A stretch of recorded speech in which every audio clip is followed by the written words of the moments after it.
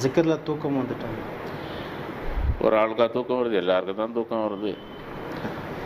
எல்லோரும் தூக்கம் வருது. வண்டியில் போகிற மாதிரி தான், பிரயாணிக்கிற மாதிரி தான். தலையை ஆட்டும்போது, உடம்பு ஆட்டும்போது என்ன ஆகுது அப்படின்னாக்கா தூக்கம் வருதா? இது ஃபோர்ஸாக பண்ணணும்.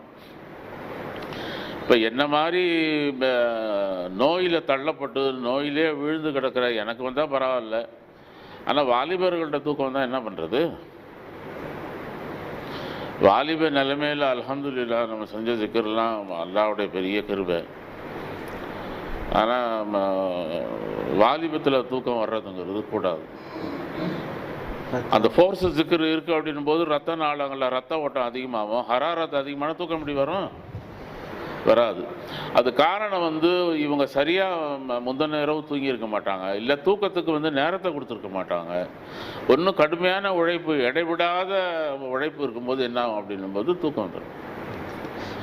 அதிகமாக தூங்குறவங்களுக்கும் தூக்கம் வரும், ரொம்ப குறைவாக தூங்குறவங்களுக்கும் தூக்கம் வரும். தூங்கியே பழக்கப்பட்டிருக்காங்க, எப்போ பார்த்தாலும் படுக்கிறது, தூக்கம் தான் வரும். கொத்த பகிர்றதும் இல்லை.